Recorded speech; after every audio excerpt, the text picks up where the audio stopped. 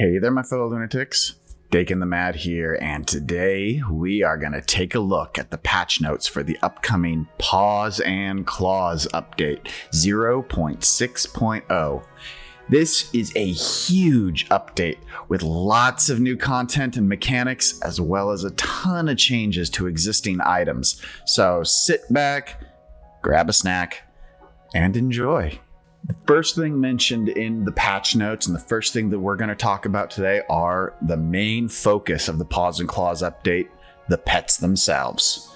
We've got 8 new pets, and these adorable little creatures can be obtained by finding a pet egg in the world and placing it in an egg incubator so that it hatches into a cracked egg.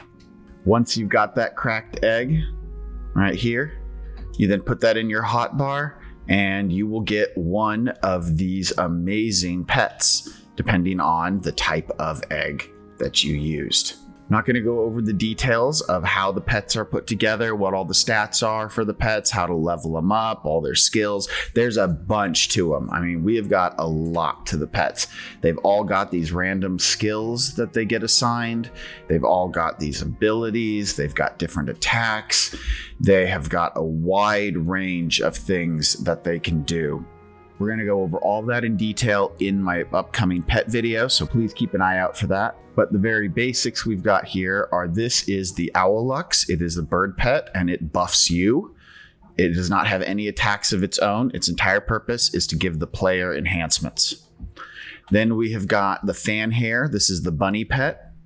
This one basically is a poison-based pet and can hit multiple targets with its projectiles. Then we've got the Ember Tail, which is the cat pet and also is kind of a molten or burn build theme. It has a wide range of really cool abilities as well, and it is a ranged pet. Then we've got the Subterrier. This is the melee pet. It's more of the dog. It has a bunch of stun attacks as well as the ability to do a lot of extra crits. And then last, there are slimes, one of each type for one of each of the slime bosses.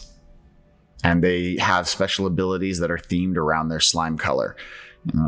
Slowing things down with the orange one, poison with the purple one, slippery with the blue, and it's got a glow as well as burn damage for the lava one. Next, we have got the cattle. There are 3 new cattle creatures that have been added to the game. These gentle creatures can be found throughout the brand new Meadow Sub-Biome, as well as in the Forgotten Ruins and the Desert of Beginnings. You've got the Moulin and the Bambuck, which can each be found in the meadows. And then where are you? Over here, you've got the Stroly-Poly, and this guy can be found in the Desert of Beginnings or in the Forgotten Ruins. Once they are happy and fed, they will start dropping these brand new unique items. We've got the Meadow Milk that is dropped from the Moulin. We have got wool, which is dropped from the Bambuck, and we have got Stroly-Poly plate, which is dropped from the Stroly-Polies. If you kill any of these creatures, they will provide marbled meat, which is a new type of food that gives a % boost to your damage. I think these cute little guys are going to make great additions to all of the fun decorative farms that everyone are going to be building. The only downside to them right now is that there is no way to spawn them on your own, and there's no way to fast travel them anywhere. So you have to walk them the long way back to your base from wherever you find them. Speaking of meadows, there is a brand new sub-biome, the Meadow Sub-Biome. This thing spawns in either the dirt biome or out in Azios's wilderness. So if you've already explored your entire dirt biome, you're going to need to go out into the wilderness and go to areas that you haven't explored yet in order to find the meadow biome. And it is a beautiful place that has this new terrain that is meadow ground, the new meadow wall. It has new grass. It has the meadow grass, both long, or meadow bush in this case, both the short one and then the longer tall meadow grass. And yes, these are just reskins of Azios wilderness grass. Unfortunately, it is not a new animation. There are little wooden boxes, and there's also the meadow tree, which is, again, just a reskin of the Azios wilderness tree. But I think it's still very pretty. If you don't want to haul your pets back to your base because you don't want to walk them that long distance, I recommend dropping a portal, feed area, and just kind of filling it in and leaving them here. Sometimes that's a little bit easier than bringing them back to base.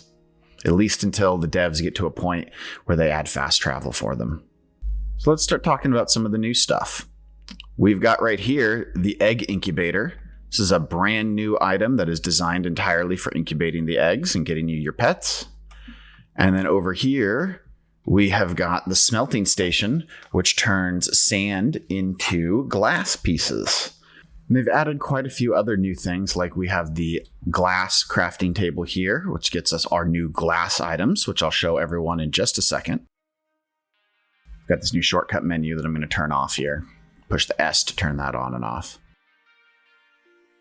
They have updated the anvils so that you now only need the latest one in order to get all of your anvils. And they've added a new crafting workbench. This is the copper workbench. Now, they've rearranged a whole bunch of stuff on the workbenches. So let's stop for a second, take a quick look. On the workbenches, they have added the feeding tray to the plain wooden workbench, and they have added the copper workbench here as well. They've also moved the chest into your generic menu, so it's no longer on a workbench. After you get past the copper workbench, after you get past the wooden workbench, you now have the brand new copper workbench. This is where you now get your copper tools. This is where you get your lantern. You've got a wood fishing pole here. This is where the glass smelter is. This is where the copper anvil is now. The railway forge has been moved here. The electronics workbench has been moved here, and its cost has been changed. Here's the egg incubator. And the tin workbench is now here on the copper workbench. We also have the carpenter's table, the glass table, and the painter's table now here at the copper workbench. This is going to be your first major workbench, really, because you're just going to use this wooden one is going to get moved past very quickly to this copper one, because there's now a lot of decorative options that open up with the copper workbench now. Then you move on to the tin workbench, where they have moved things and added the straw bale wall, as well as the woven straw floor. Loose flooring has been moved to the tin workbench from the carpentry bench, and the loom has been moved over to the tin workbench as well. The automation table has been moved down to the tin workbench from the scarlet workbench. This is a huge change, and I'm going to go over what the automation table changes look like in just a second as well. On the iron workbench, the iron sword has been removed. The bucket has been added, which we'll go over in just a second. The key casting table has been moved to the iron workbench, and I believe that is it. A few items have moved off of the iron workbench. The electronics table used to be here, and it's not anymore. At the moment, nothing has really been added to the Scarlet workbench. It's just had a bunch of stuff that has been taken away from it. So I'm thinking that maybe eventually they're going to add some more stuff in here. At least I'm hoping that they do. Maybe advanced automation when that comes along, or an advanced railway system or something like that. Hopefully, once they come out with more stuff. Those are my guesses. We'll have to wait and see.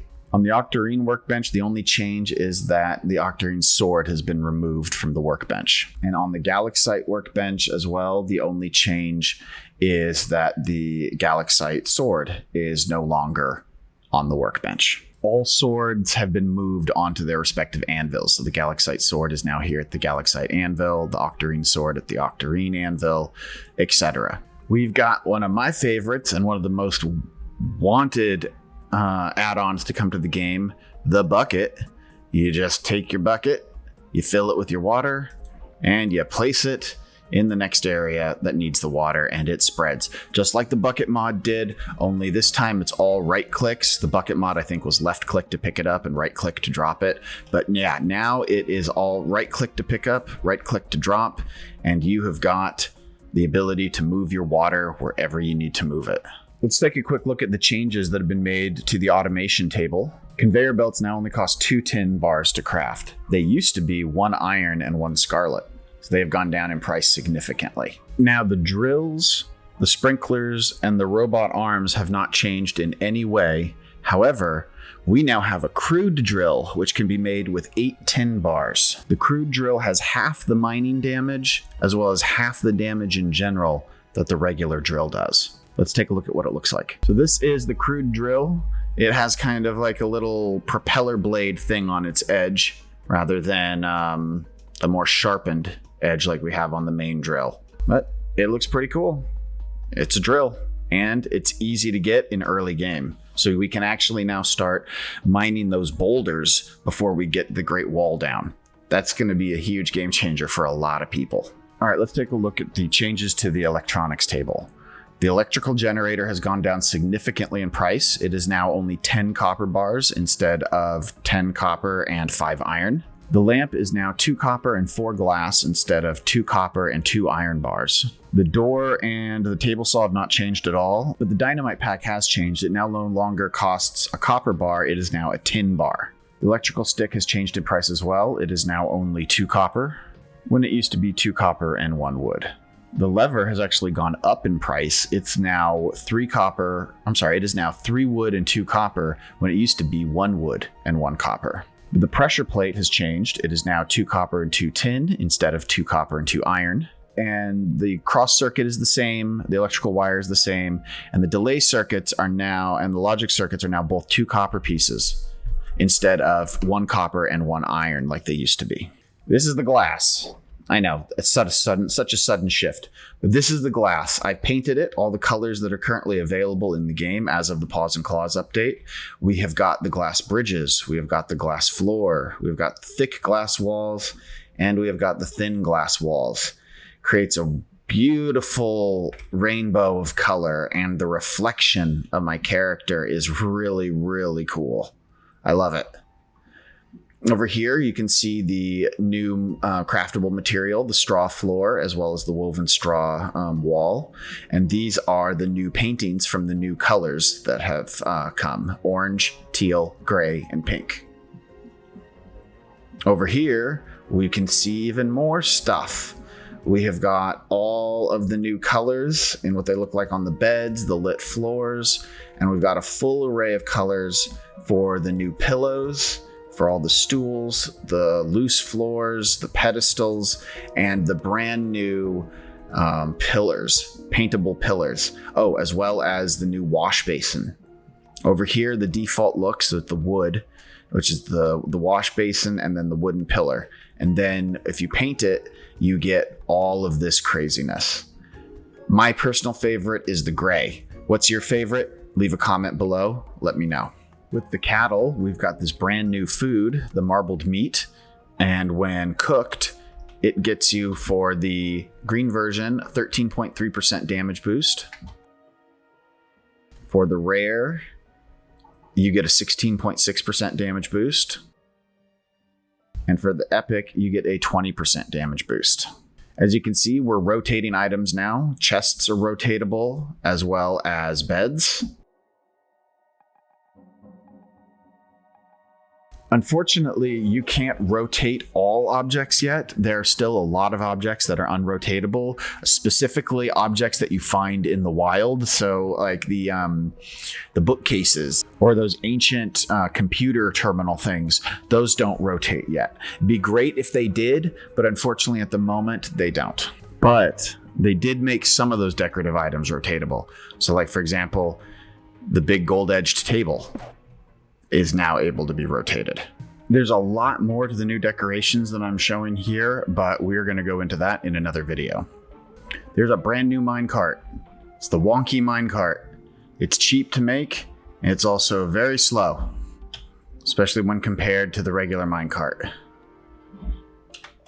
which is now more expensive than it used to be, but is also still just as fast as it used to be, although it takes longer to get going to full speed.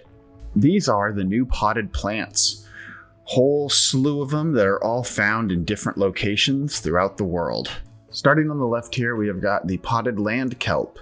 which is found in the Sunken Sea. Then we have got the Bloom Tree, which you can find in the Forlorn Metropolis.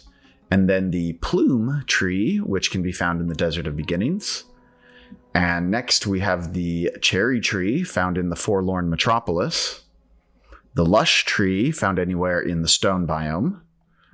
The Mold Pom-Pom, found only in the Mold Dungeon. The Abyss Tree, which is found in between the biomes. Then there's the Magma Tulip, which is found in the Molten Quarry. The Moonbell Tree, which can be found anywhere in Azios' Wilderness. And the Meadow Tree, which is found within the brand new Meadow Biome. There's been a major change to one of the items, the hoe. The wood hoe only has 1 box, but the copper one does 4. And the iron does even more. And now the scarlet does a full sprinkler's worth. Unfortunately, the shovel is still just 1. I know. Got a brand new item here. This is called the Sledgehammer. It can be found in destructible objects as well as chests of the appropriate color or metal type. So you'll find iron sledgehammers in iron chests, octarine sledgehammers in octarine chests, etc. But what exactly does it do? It doesn't have nearly as much mining damage as its pickaxe counterpart, and it's slower than its pickaxe counterpart, and it does less damage than its pickaxe counterpart. Doesn't do enough damage to be a melee weapon, and it doesn't appear to be good as a mining tool. So what is it?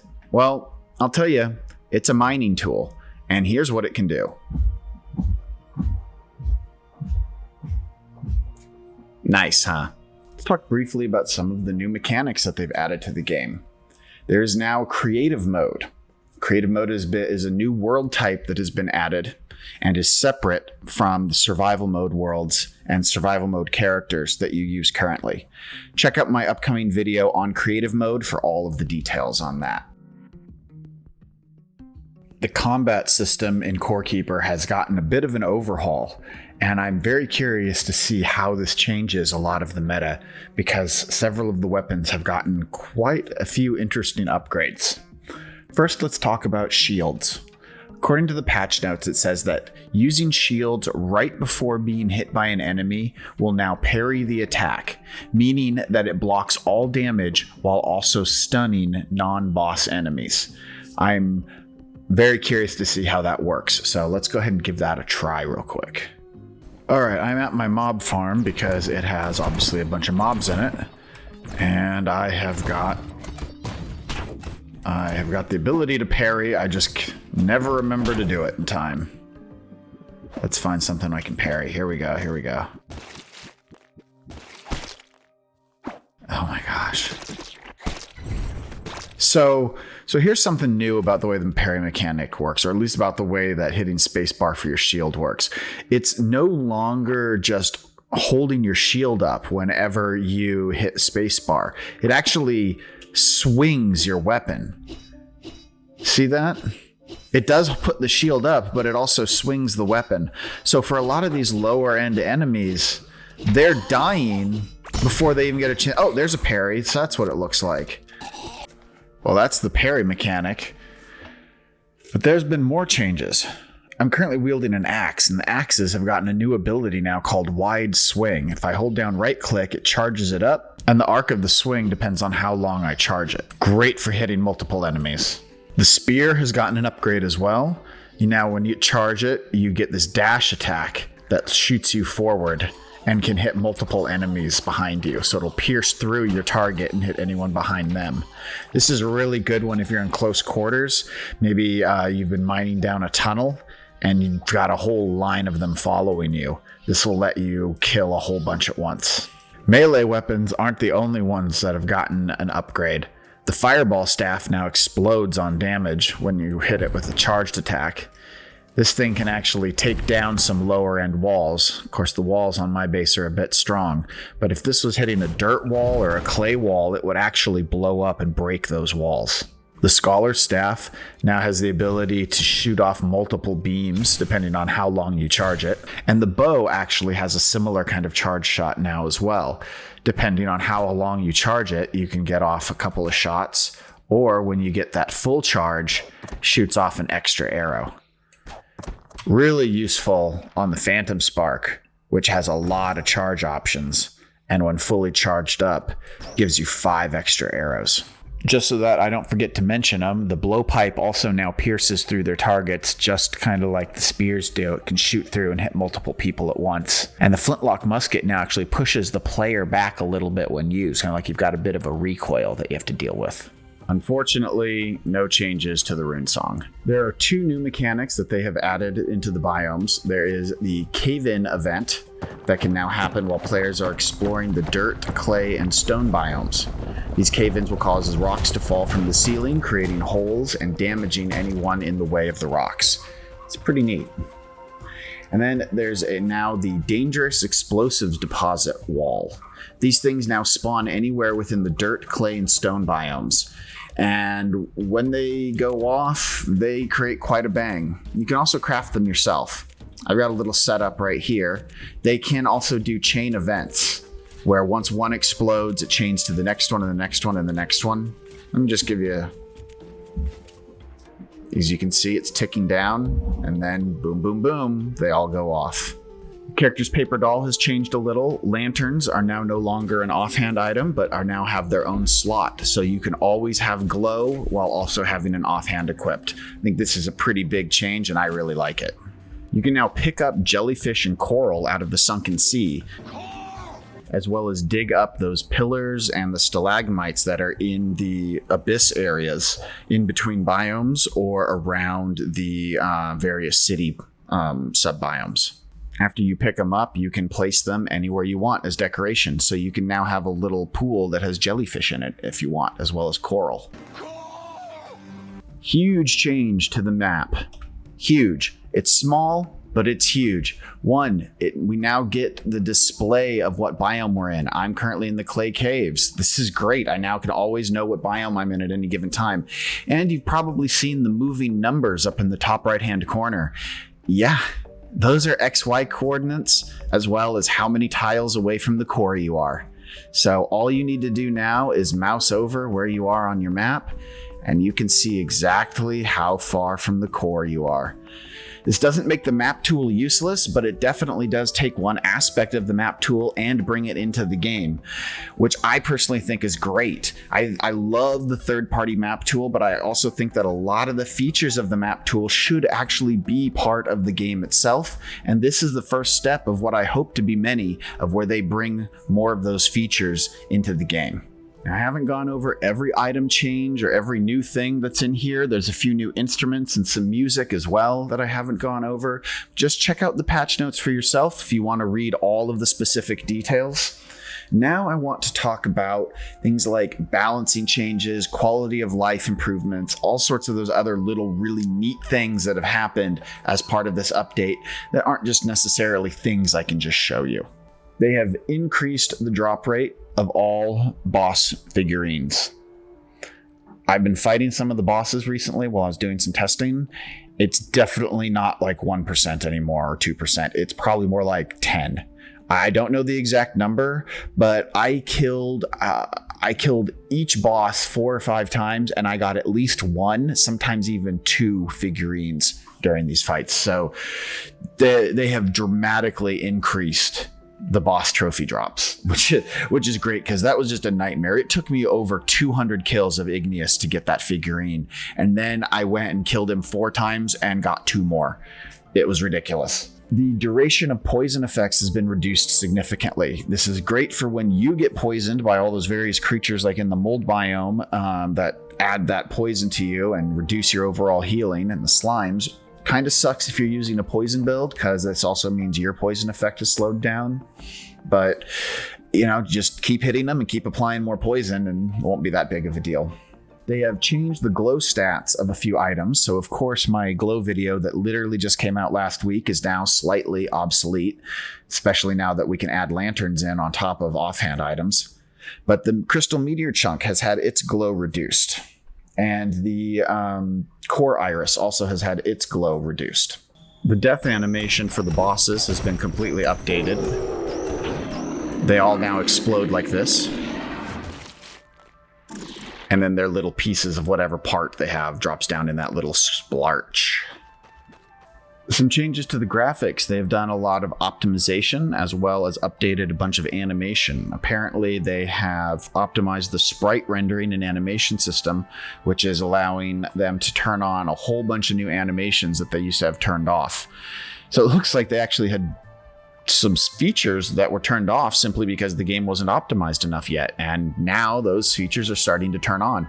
They said not everything has been updated yet, but the system is all being ported over, and as some more updates come out, we should see some newer and more intricate animations on a wide range of things. Right now we're seeing it on a lot of plants is the most notable area. Walls no longer take a minimum of 1 damage, but instead take 0 damage if the player does not have enough mining damage. What this means is that it used to be possible that even if your mining was 0 and you were hitting it with your hands, you would always do at least 1 point of damage to the wall. So even if it took 50,000 hits, you could break a lava wall with 0 mining and no pickaxe. It would just take a long time to do it. Now that's impossible. You have to meet the minimum threshold of damage to be able to actually hurt that wall. So a lot of the wikis which show what the minimum damage is for these things, it's now accurate. And you can now use those as a proper point to judge whether or not you can even break the wall at all, because now that's the way it actually works, which is nice and clear, I think. I've disabled my dresser because I want to show off another new feature that everyone has been begging for, and I know you're all going to be happy for. Hotkeyable loadouts. Oh, there's a different one. Oh, there's a different one. Oh, there's number 3. 1, 2, 3, 1, 3, 2, 3, 1, 3. You can just hotkey bind. Now by default, there's nothing there, so you're gonna have to go into your settings, you're gonna have to hotkey bind them, but the ability to do that is now available. Because we have pets now, they have improved the way that enemies do combat against bosses, largely because pets share the same combat code that enemies do. I find this kind of interesting because it also technically means that if you're good at it and if you maybe build some machines for it for like spawning nearby boss areas, you could theoretically build up enemies in a mob farm that you aren't killing them in, and then unleash them on a boss and have the creatures in the game actually fight the boss for you. Something I never really thought about, especially now that they are more efficient at it.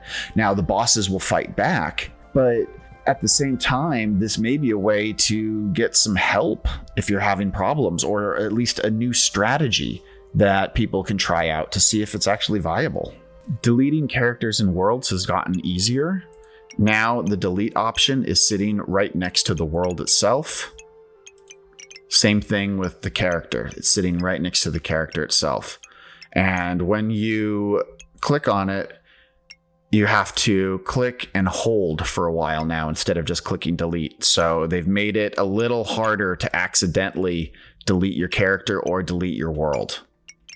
But they've also made it easier to find the delete option, because it used to be way back in settings in this weird spot, and it's not there anymore. So I like this change. This is good.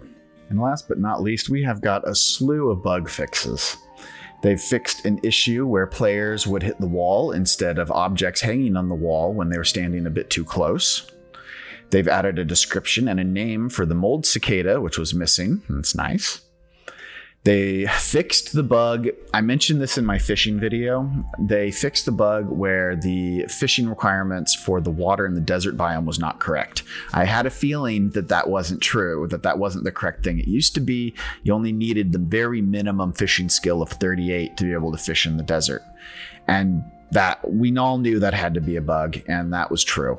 Now you need a 220 fishing skill to be able to fish in the waters in the desert. They have fixed Railcart's energy projectiles, which used to get stuck on players if you successfully dodged them, and then if you moved, it would hit you again. That happened to me a lot, and so I'm glad that they've corrected that. And while this isn't in the patch notes, I did check, and they have also fixed Railcart's hitbox. So unfortunately, my old video that showed you how to cheese him with traps has been fixed. So you're not going to be able to do that anymore. You now have to fight him legitimately. And those are the highlights, folks. Despite the length of this video, I actually left a lot of details out. So be sure to check out the patch notes, link in the description, for all the juicy details. Hope you enjoyed this video. If so, please hit that like button. It sure does help a lot. And we have a slew of in-depth looks at many of the new features coming over the next few days. So be sure to subscribe so that you don't miss out on any of that content. And until next time, stay crazy.